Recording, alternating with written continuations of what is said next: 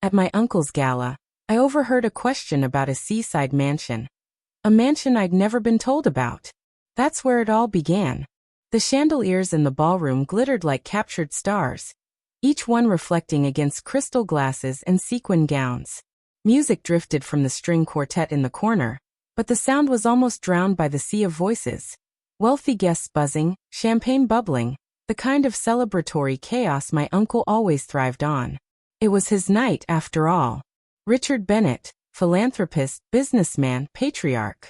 Tonight marked his retirement, though by the way he glided through the crowd in his tailored tuxedo, he looked more like a king abdicating his throne than a man stepping back.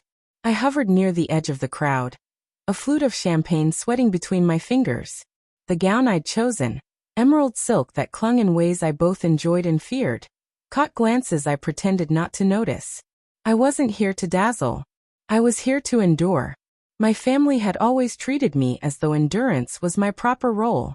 Then I heard it. So, my uncle's baritone rolled easily, carrying just far enough. Have you settled into the seaside mansion yet? The word lodged like glass in my chest. Mansion. I froze. My uncle wasn't speaking to me, but about me. Or was he? I turned my head just enough to catch the scene. His hand resting on my brother Julian's shoulder, his smile indulgent, his eyes twinkling with pride. Julian. Always Julian.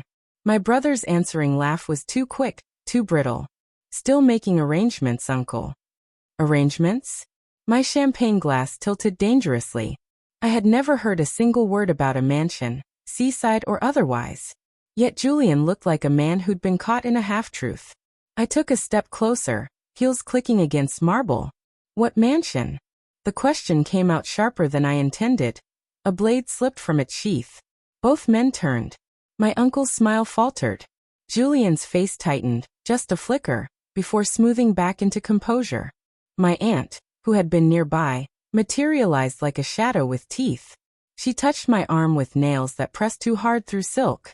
Clara, she hissed, her voice low enough only I could hear. Drop it. Her warning sent a thrill through me, equal parts fear and exhilaration. Whatever this was, it wasn't nothing. And the fact that they expected me to swallow it whole told me everything about how little they thought of me. Julian's gaze flicked toward me then, steady and cool. There was always something magnetic about him. Even I had to admit it. That self-assurance, the easy charm that drew people in, the way his suits fit like second skin. Growing up, people said he was handsome. I'd always thought he was dangerous. And dangerous has its own kind of pull. Don't start imagining things, he said smoothly, his lips curving like he'd already won the argument. Uncle's had too much wine. But my uncle wasn't drunk. His glass was only half full, his voice steady, his eyes now darting between us like a man realizing he'd opened the wrong door. Richard, my aunt snapped, sharper this time. Enough.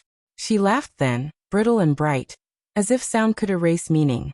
Clara dear, have some cake. The chef flew in from Paris. The conversation scattered like startled birds, but my pulse kept hammering. The champagne in my hand was tasteless now. All I could hear was that word, mansion, and the way Julian had flinched before recovering. Later, as the night unraveled into dancing and drunken congratulations, I found myself on the terrace. The Pacific wind tangled my hair, cool and salty, a relief against my overheated skin. Below, the waves struck the cliffs with relentless rhythm, like a heartbeat I couldn't calm. A voice drifted behind me. Julian's. You really don't know when to let things go, do you? I turned slowly. He leaned against the stone balustrade, tie loosened, eyes gleaming in the low light. The intimacy of the moment was uninvited, but undeniable. There was always tension between us, sharp, electric, sometimes almost sexual in its heat, though I hated myself for feeling it. Why don't you tell me what mansion Uncle was talking about? I asked, my voice steadier than I felt. He smiled, slow and infuriating. Because some things aren't meant for you. His words cut, but the way his gaze lingered on me, down the line of my dress, pausing at the hollow of my throat, made my body answer in ways my mind rejected. Attraction and anger, tangled like vines. I stepped closer, enough to smell the bourbon on his breath, enough to make it clear I wasn't retreating. Then you'd better hope I never find out, I whispered. For the first time all night, Julian's confident mask cracked. Just a hairline fracture. But I saw it. And in that moment, I knew this wasn't just about property. This was about power. About inheritance. About who I was allowed to be in this family. The music swelled inside the ballroom, but out here only the ocean roared. And I made a silent promise to myself. This time, I wouldn't stay silent. The morning after the gala, the Bennett estate was quieter, as if the house itself was nursing a hangover. Sunlight filtered through the tall windows, hitting polished floors and the gilt frames of family portraits that had always made me feel like a ghost in my own lineage. I lingered after breakfast, pretending to admire the view while my relatives scattered. Julian heading out for a phone call, my aunt busying herself with florists, my uncle retreating to his study with a cup of black coffee. His study. The sanctum none of us were supposed to enter without invitation. But curiosity has teeth, and mine were sinking in. When I finally slipped down the hallway, the door stood slightly ajar. Inside, the air smelled faintly of leather and old cigars. The desk was heavy mahogany, its surface cluttered with papers, an antique globe, and a fountain pen that gleamed like a sword at rest. I meant only to peek. But then my eyes caught a corner of something sticking out from the bottom drawer. A manila folder, shoved hastily, as if hidden rather than stored. I pulled it free. My pulse spiked. Across the front, in my uncle's unmistakable blocky handwriting, was a single word: inheritance. I sat down in the leather chair, the folder trembling in my hands. Inside were pages covered in notes, some typed, some scrawled by hand. Clauses, property references, mentions of transfer upon retirement. And again one phrase underlined: Seaside Mansion. The word hit me like a physical shove. The mansion. It wasn't a slip of the tongue. It was written here in ink. I flipped through the pages faster. There were drafts of agreements, mentions of trusts, and in my uncle's hand, comments about Julian's responsibility, and keeping Clara uninvolved. Uninvolved. Like I was a child. Like I wasn't even blood. Heat flared in my chest. I thought back to every holiday where Julian's achievements were toasted while mine were brushed aside. His law degree celebrated with champagne, my degree in economics barely earning a nod. His girlfriends adored, paraded, praised, my relationships dismissed as phases. It had always been Julian at the center, me orbiting like a satellite they sometimes forgot existed. But this was more than favoritism. This was deliberate exclusion. A sharp knock on the door jolted me. Clara. My aunt's voice. Too close. I shoved the folder back into the drawer, sliding it closed just as she pushed the door open. Her eyes narrowed. What are you doing in here? Looking for a pen. I lied smoothly, holding up the fountain pen from the desk. My heart pounded so hard I thought she might hear it. Her gaze lingered on me for a moment too long, suspicion flickering. Then she forced a smile. You know your uncle doesn't like anyone poking around his things. I know, I said, slipping past her. The weight of what I'd just seen pressed against my ribs. Back in the guest room, I closed the door and leaned against it. My reflection in the mirror looked different now. Eyes sharper, mouth set. I spread my hands flat against the dresser and whispered to myself, not this time. Because the mansion wasn't just about property. It was proof. Proof that the game had been rigged all along. And if my family thought I was going to let that continue, they had no idea who they were really dealing with. Back in my own apartment in Los Angeles, I spread the folder across the dining table like a gambler laying down forbidden cards. The papers whispered as I smoothed them flat, their edges curling from years of secrecy. Each page was a window into something my family had always kept from me. And now the view was impossible to unsee. I started with the typed contracts. Dates, clauses, signatures, though not all of them complete. My uncle's handwriting crowded the margins. Julian to oversee. Keep Clara separate. No disputes. The words repeated like a mantra. It wasn't oversight. It was exclusion, planned and deliberate. Then came the emails, printed and stapled, some so old the ink had faded. At first glance they seemed mundane. Financial updates, investment chatter, polite sign-offs. But patterns emerged. Replies from my uncle always contained gratitude, praise, approval. Replies from Julian always contained advice, strong directive, almost paternal in tone. And my name? Absent. Entirely absent. I leaned back, fingers pressing against my temples. Childhood memories replayed with new context. Julian's birthday parties, always elaborate, always front-page news in the family circle. My birthdays, politely noted with a card and sometimes forgotten altogether. The time I brought home an art award in middle school. My uncle's eyes sliding past it as if the certificate were invisible. While Julian's average soccer game earned a catered party. I used to think it was sibling rivalry, the natural hierarchy of families. Now, seeing Julian's fingerprints all over financial decisions that should have belonged to my uncle alone, I realized it wasn't rivalry at all.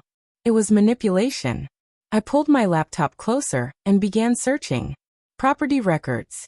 Corporate filings. I typed seaside mansion and scrolled past real estate listings until a deed surfaced. Registered 6 months ago, the beneficiary listed under a family trust. Trustee, Richard Bennett. Beneficiary, Julian Bennett. No mention of Clara Bennett. I laughed bitter and low. It wasn't even subtle. My phone buzzed on the table. A text from Julian. Hope you got home safe. Uncle says you asked about the mansion. Careful, Clara. Some things are bigger than you. The words chilled me more than they should have. Not just the arrogance, but the certainty. He wasn't warning me out of kindness. He was reminding me of my assigned role. The quiet sister. The one who didn't matter. I poured myself a glass of red wine, letting the burn steady me. My reflection in the darkened window stared back, sharper than before, lips parted as though daring me to speak. I whispered to the glass, I matter. The folder spread before me like evidence in a trial. And if Julian thought I was going to keep silent this time, he'd underestimated me. For years, I'd swallowed the humiliation. I'd let the family toast him while they ignored me. But the mansion wasn't just a house by the sea. It was the perfect metaphor. Wealth, privilege, belonging. All given to him, none to me. I picked up one of the papers, an email where Julian advised our uncle to consolidate assets discreetly and ensure no unnecessary parties complicate distribution. That word, unnecessary, seared me. I wasn't unnecessary. I was blood. I gathered the documents into piles, labeling them in my mind. Inheritance, influence, property. Then I opened a new notebook, the pages crisp and unblemished. Across the top of the first page, I wrote, Case file the mansion. For the first time in my life, I wasn't going to swallow my anger or hide my intelligence. Julian had been playing the game for years, but I had the sharper mind, the patience, and now, the evidence.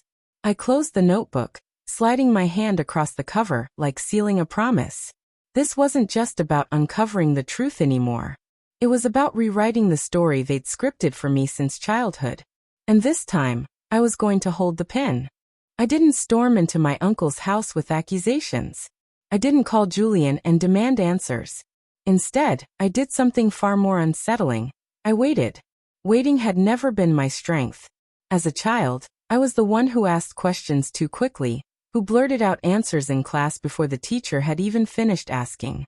But years of being silenced by my family had taught me one survival tactic worth keeping: patience. Now, I was going to sharpen that patience into a weapon.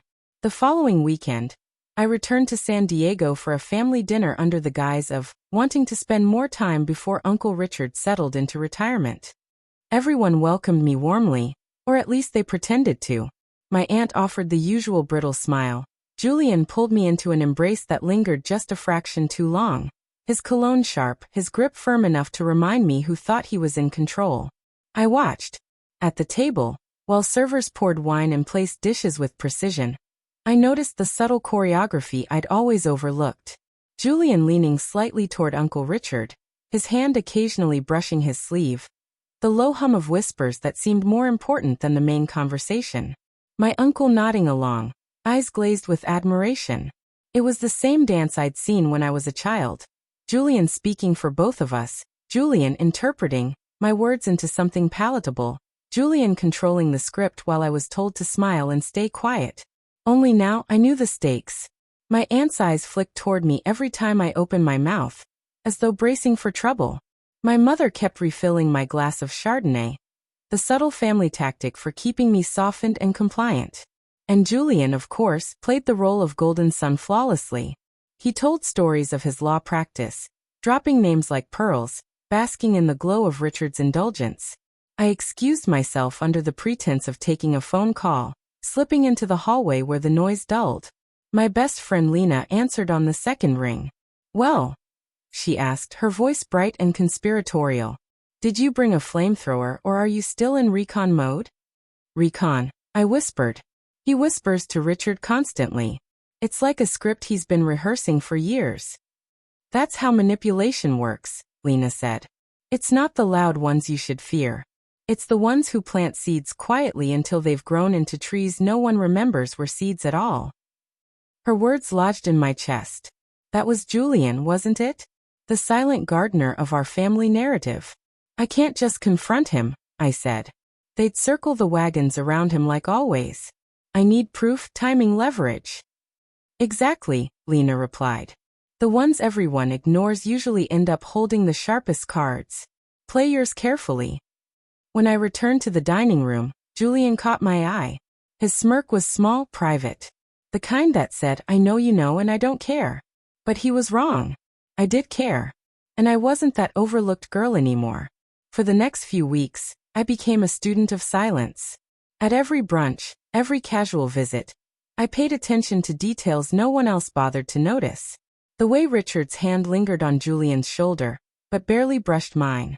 The way Julian intercepted conversations, steering them into safe waters before anyone else could question him. The way my aunt's laughter grew too loud whenever property or finances came up, as though to drown out unspoken truths. I scribbled notes discreetly in my phone afterward. Times, dates, phrases. I recorded the choreography of favoritism in black and white. At night, when I spread the folder across my dining table again, I added these observations to my growing file. Documents, emails, whispers, glances, it was all evidence. Not enough yet for a confrontation, but enough to prove a pattern. And while Julian thought he was untouchable, I was cataloging every careless move. One evening, as I left the estate after another family gathering, Julian walked me to my car. His arm brushed mine, deliberate, his voice low. "Careful, Clara. Curiosity can be dangerous." A chill shivered down my spine, but I forced a smile. Only for those with something to hide. For a fraction of a second, his eyes darkened. Then the charming grin returned, polished as ever.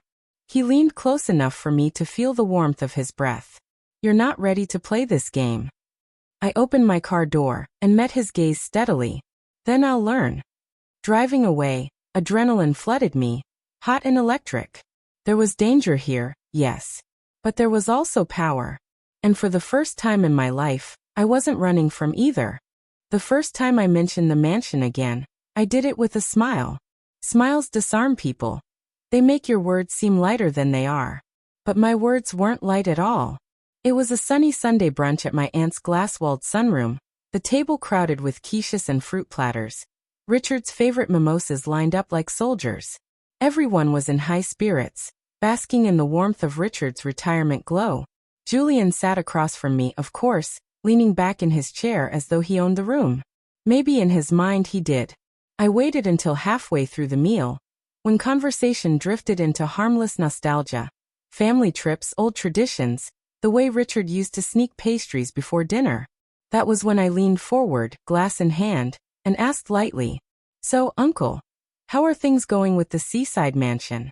The words slid into the room like a pebble dropped into still water. The ripples were instant. Richard froze, mimosa halfway to his lips. His eyes darted to Julian, who looked up sharply. His smirk, the ever-present weapon in his arsenal, cracked for just a second. A hairline fracture, but I saw it. My aunt, without missing a beat, let out her brittle laugh. Clara, always with her imagination. What mansion? I held my smile. The one Uncle mentioned at the gala. I just thought it sounded beautiful. I'd love to see it. Julian recovered quickly. "You must have misheard," he said smoothly, brushing a crumb from his lapel. "Uncle was talking about the estate in La Jolla. Nothing new." But his tone betrayed him. Too quick, too defensive. Richard cleared his throat. Yes, yes, La Jolla. Lovely property. Old news. His words stumbled slightly, uncharacteristic for a man usually so measured. My aunt jumped in, her voice sharp. Clara, why don't you tell us about your work? Weren't you just promoted? And just like that, the subject was ripped away, buried under the weight of their collective dismissal. The conversation pivoted, as though my question had never existed. But I knew better. You can learn more from the silences than the answers. I leaned back, my smile never faltering. Inside, though, adrenaline surged hot through my veins. I had tested the waters, and the reaction told me everything I needed. The mansion wasn't a figment. It was real, and it was dangerous. Julian caught my gaze across the table. His eyes were hard, a warning disguised as civility. He wanted me to back down. But instead of shrinking, I lifted my mimosa in a toast. To family secrets, I said sweetly. There was a pause, just long enough to sting, before the others raised their glasses too. Nervous laughter followed, covering the tension. The brunch continued, the air brittle with forced cheer. Richard launched into a story about his early business ventures. My aunt refilled glasses with too much enthusiasm. And Julian charmed the table back into complacency. But beneath the surface, the crack had widened. Later, when everyone drifted out to the patio, Julian cornered me by the buffet. His smile was too polished, his voice low enough for only me. Cute stunt back there. But don't do it again. I tilted my head, feigning innocence. Why? Nervous. He leaned closer, so close I could feel the heat of him, the faint trace of his cologne. Because you don't know the rules of this game. And trust me, Clara, if you keep pushing, you'll lose. A shiver ran down my spine, equal parts fear and the dangerous thrill of proximity.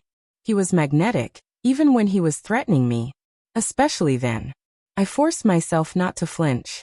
I'd rather lose fighting than sit quiet and watch you win. For the first time, his smirk faded completely.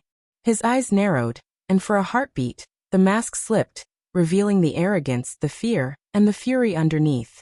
Then, as quickly as it cracked, the mask returned. He clapped me lightly on the shoulder, as though we were siblings sharing a joke. You're playing with fire, he murmured. Good thing, I whispered back. I don't mind getting burned. That afternoon, as I drove home, the echo of his warning lingered.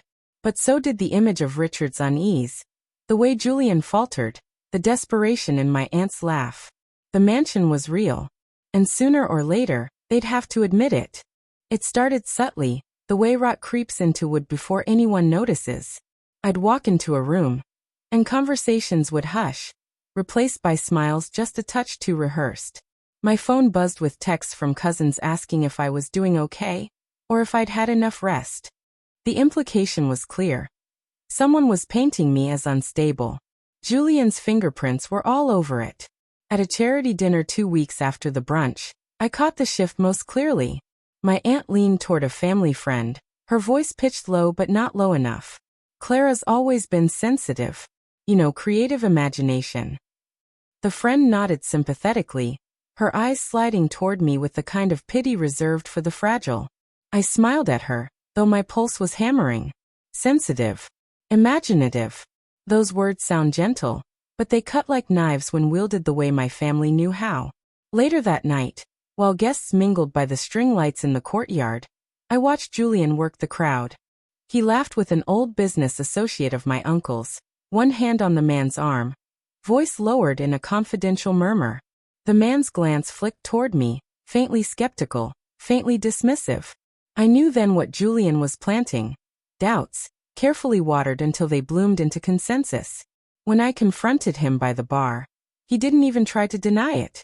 People worry about you, Clara, he said smoothly, sipping his whiskey. You dig into things that don't matter. It makes you look obsessive. Or maybe it makes me look awake, I countered. He leaned closer, his cologne familiar and infuriating, his lips curving in that almost seductive smirk that unsettled me even as I loathed it. Awake people don't last long in families like ours. I let him walk away, but I filed every word, every glance, every whisper into the growing archive of his arrogance. At home, I spread the evidence across my dining table again. Emails, notes, deed records, my own scribbled observations. I added a new category, Character attacks. I listed each incident. The cousin's text, the pitying looks, the whispered conversations. Patterns again. Always patterns. Lena came over that weekend, kicking off her heels and dropping a bottle of wine on the table. She perched on the arm of my chair, scanning the documents. "He's trying to gaslight you into silence," she said. "I know.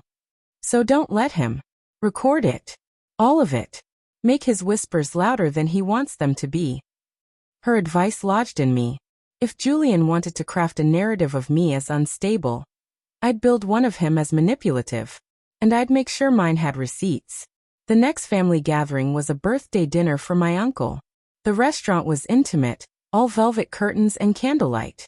I arrived early, phone tucked in my clutch, the recorder app primed. When Julian greeted me with his usual charm, I leaned in just close enough to provoke him. And it worked. Midway through the evening, when I asked a simple question about the La Jolla property, his jaw tightened. "There you go again," he said loudly enough for others to hear. "Clara and her stories. Always chasing ghosts." My aunt gave a sympathetic laugh. My mother patted my hand. The table murmured uneasily. But I caught it on tape. His tone, his dismissal, the deliberate attempt to make me look ridiculous. I didn't argue. I smiled, clinked my glass, and changed the subject. Let them think I was retreating. In reality, I was gathering ammunition. Later that night, as I walked to my car, Julian followed. His steps were quick, his presence close. "Careful," he murmured, his voice low and intimate in the dark. "Keep pushing, and I'll make sure they don't just doubt you, they'll despise you." I turned, my heart pounding but my voice steady. "Go ahead. The louder you whisper, the more proof I have." For the first time, he faltered. Just slightly. But I saw it. Driving home, adrenaline surged hot and electric through me. The whispers weren't working the way he wanted. Instead of silencing me, they were sharpening me. And for the first time, I realized something vital. Julian wasn't untouchable. He was predictable. And predictable people can be defeated. It wasn't a war. Not yet. Wars are loud, bloody, and obvious. What Julian and I waged was subtler, quieter, the kind of duel fought in glances across candlelit tables, and remarks slipped like daggers behind polite laughter. Every gathering became an arena. He'd provoke and I'd counter. Not by exploding, but by smiling. By remembering Lena's advice. Make his whispers louder than he wants them to be. At my cousin's engagement party, Julian struck first. We were standing in a circle of relatives, champagne glasses in hand, when he said with mock cheer, "Clara, do you still spend your nights digging through old papers? She always had an imagination, didn't she?" Laughter rippled around us. I tilted my head, smiling as though indulging a child. "Research, actually. You'd be surprised what turns up when you look hard enough. Property deeds, trust notes, even little gems like emails. Imagine what people might say if they saw them." His smirk faltered, only for a second, but I saw it. I logged every moment like that. Every crack. Back home, my dining table looked more like a war room than a place to eat. I had sections now. Financial documents, observations, whispers, contradictions. Inconsistencies emerged like stains on white linen. Julian told one cousin the mansion was leased to a business partner. He told an uncle it was under renovation. He told me, when cornered, that I'd imagined the entire thing. 3 stories, none aligned. The duel sharpened. At a charity gala, he leaned close during a dance, his hand brushing too familiarly against my back. "Careful, Clara. Push too hard, and you'll embarrass yourself." I kept my smile fixed even as heat prickled up my spine. Infuriatingly tinged with a flicker of attraction I hated myself for. "Embarrassment isn't fatal," I murmured. "But exposure can be." The music swelled. He twirled me once before releasing me with a grin that didn't reach his eyes. To anyone watching, we looked like siblings sharing a dance. Only we knew the blade hidden beneath each step. I kept building my record. Quietly, carefully. I photographed the folder when I was alone, scanned the margins of my uncle's notes, cross-referenced every date with public records. The seaside mansion appeared again and again in the trail, a ghost tethered to Julian's name. The more evidence I gathered, the bolder I became. At dinner one evening, with family friends present, I asked casually, "Julian, remind me, was it La Jolla you said the mansion was in or Coronado? I lose track." A silence fell, subtle but sharp. Julian's fork paused midair. "I never said Coronado," he replied smoothly. "Strange," I said, swirling my wine. "Uncle mentioned La Jolla, but I could have sworn you corrected him. Maybe I misheard." The silence lingered a moment longer than it should have before conversation stumbled onward. But I saw my uncle shift uncomfortably, my aunt press her lips tight, Julian's knuckles whiten around his fork. That night, he cornered me outside by the valet stand. His voice was low, his smile razor-sharp. "What exactly are you after, Clara?" "The truth," I said simply. His laugh was soft, dark. "No one at that table cares about the truth. They care about stories. And I tell better ones than you." I leaned in, letting the valet's headlights flash across my face. "Not for long." His eyes darkened, but he said nothing else. We rode home in separate cars, but the air between us burned like the aftermath of a kiss.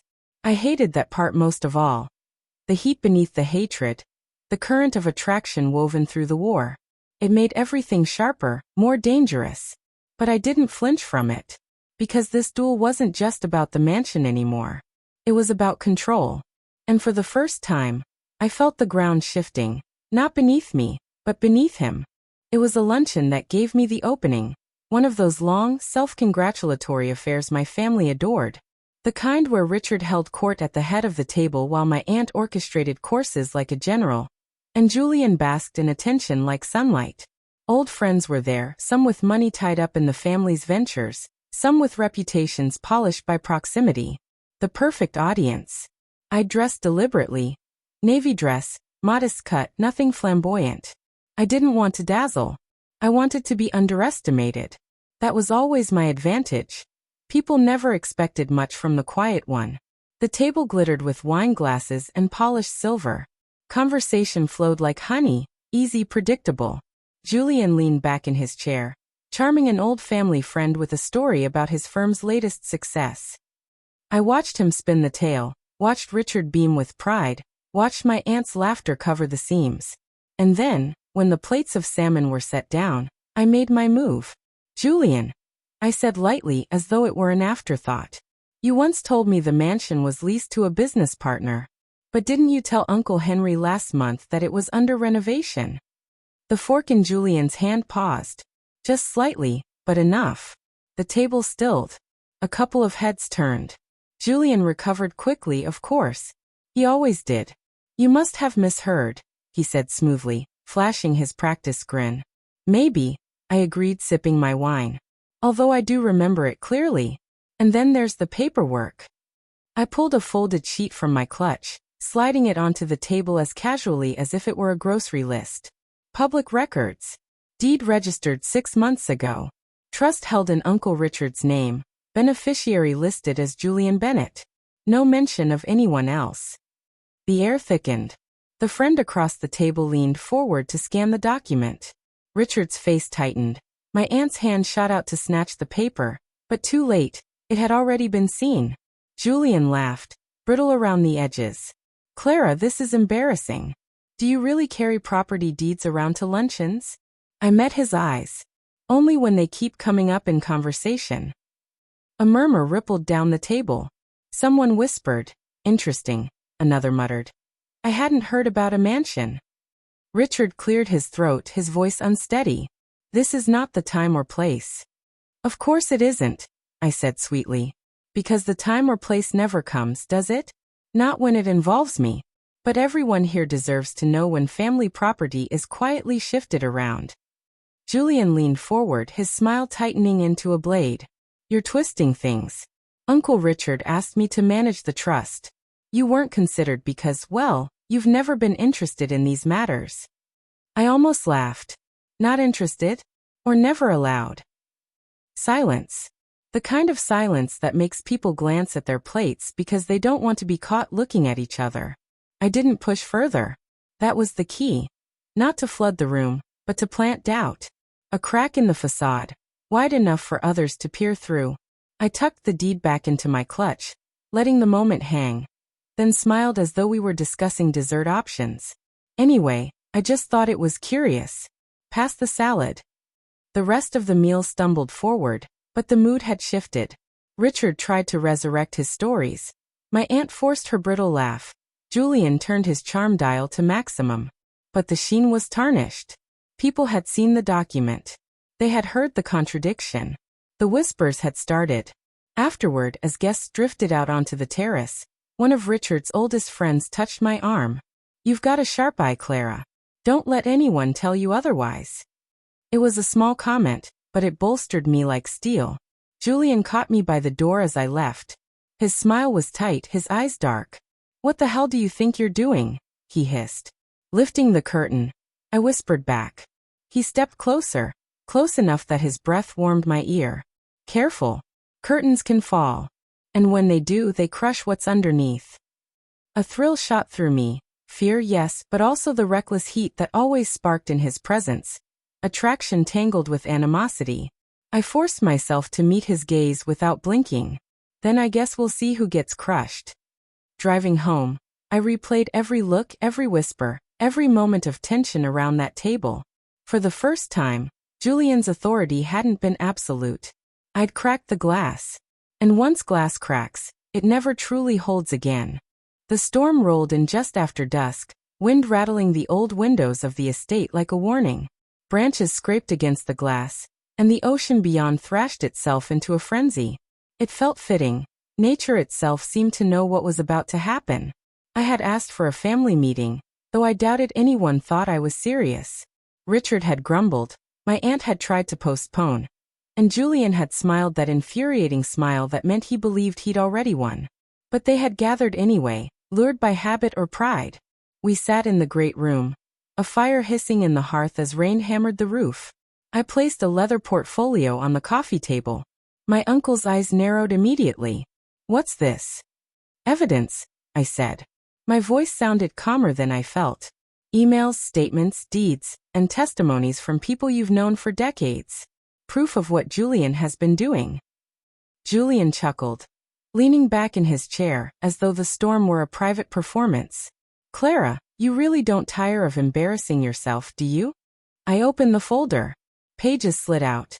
Photocopies of trust documents with Julian's annotations, financial transfers to shell accounts, and a sworn statement from one of Richard's oldest staff members, who admitted Julian had pressured him into signing couriered forms. My aunt gasped, snatching at a page. Where did you? They were in Uncle's study, I interrupted. And in county records. And in the emails Julian was sloppy enough to print and leave behind. I've been cataloging for weeks. Richard scanned the pages, his face paling. Julian, tell me this isn't. It isn't. Julian snapped, suddenly less smooth, his veneer cracking under the weight of paper and ink. She's twisting everything. She's always been jealous. You know that, Uncle. You know how she gets. Jealous? I laughed, though my hands shook. Jealousy doesn't explain 5 contradictory stories about the mansion. Or the trust deed naming only you. Or the staff testimony. That's not jealousy, Julian. That's theft. He stood abruptly, the storm flashing behind him through the windows, lightning sketching his face into something harder, darker. You don't understand how business works. You never have.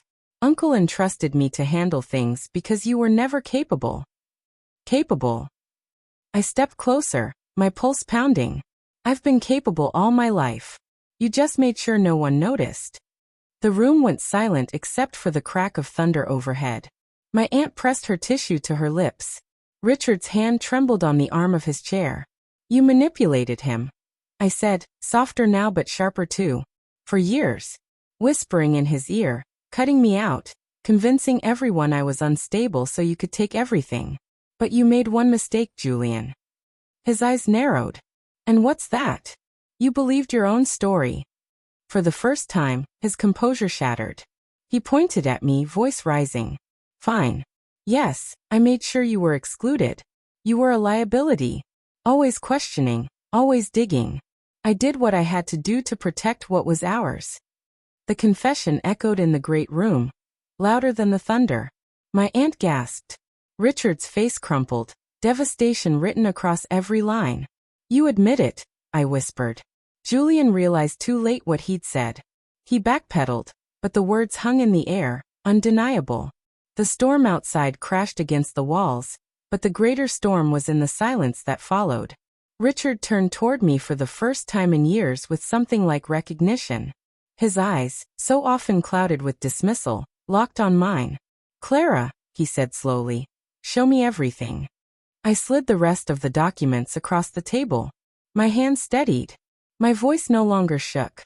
The storm outside raged on, but for the first time, I wasn't afraid of it. The real tempest was in this room, and it had finally broken, not against me, but for me. The storm passed sometime before dawn, leaving the estate soaked and heavy with silence. When I woke, the house felt different. Not quieter, but thinner, as if the walls themselves were exhaling after holding their breath too long. I dressed slowly, pulling on a cream blouse and slacks instead of the gown from the night before. No armor this morning, only clarity. As I walked through the hallways, the portraits of stern-faced ancestors seemed to watch me differently. Or maybe I was the one who'd changed. In the drawing room, my family was waiting. Richard sat stiffly in his armchair, his eyes shadowed from lack of sleep. My aunt perched beside him, lips pressed into a bloodless line. Julian stood near the fireplace, but his posture was no longer commanding. He looked smaller, cornered. Papers lay on the table between them, my portfolio spread open like the remains of a battle. Richard cleared his throat. "We've spoken with counsel this morning." His voice was rough, stripped of its usual authority. "The documents you presented last night, they're valid." My aunt flinched. Julian's jaw clenched. Richard continued. "Julian, you will step down from all financial oversight immediately. The trust will be restructured. Counsel will draft the documents today." Julian's composure snapped. "You can't do this. Everything I've done was for this family. For you." "For yourself," Richard corrected, his tone sharp for the first time. He looked at me then, his eyes heavy with regret. "Clara, I failed you. I let myself believe what was convenient. You deserved better." For years I had dreamed of hearing those words. Yet standing there, I realized they didn't undo the past. They didn't erase the birthdays forgotten, the achievements ignored, the whispers that painted me as unstable. But they mattered. Recognition mattered. Julian turned to me, his eyes blazing. "Are you happy now? You've humiliated me. You've destroyed everything I built." I stepped closer, the morning light catching on the documents between us. "You built it on lies. If it collapses, that's on you." His chest rose and fell, his anger sharp enough to sting the air. For a brief, dangerous moment, I thought he might strike me, or kiss me. The tension between us had always been a twisted thread of rivalry, and something darker. But then he looked away, shoulders sagging, defeated. Richard gestured to the lawyer seated quietly in the corner. "There will be restitution, Julian. You'll repay what you siphoned. You'll acknowledge in writing the manipulation. If you refuse," he let the threat hang in the air, "then we go to court." Silence stretched, broken only by the sound of rain dripping from the eaves outside. Finally, Julian muttered, "Fine." My aunt dabbed at her eyes with a tissue. Richard slumped back, older than I'd ever seen him. The fight had taken something from all of them. Maybe that was justice. Maybe it was simply consequence. I gathered the papers into a neat stack, tucking them back into the portfolio. My movements were calm, precise. Nothing like the frantic girl who once begged to be noticed. "I'm not here to gloat," I said softly. "I just want respect. From now on, I won't be the one you silence or dismiss. I'm not asking, I'm telling you." No one argued. Later, I walked alone through the gardens behind the estate. The storm had left puddles glinting in the grass, the roses heavy with water. The air smelled of earth and renewal. I paused at the edge of the bluff, the sea below restless but calmer now, the waves pulling back into themselves. The mansion was never just about property. It was about belonging, about being seen. And for the first time in my life, I felt it not given to me, but claimed by me. The morning sun broke through the clouds, gilding the wet leaves in gold. I closed my eyes, breathed deep, and let the warmth sink into my skin. Whatever came next, it would be on my terms.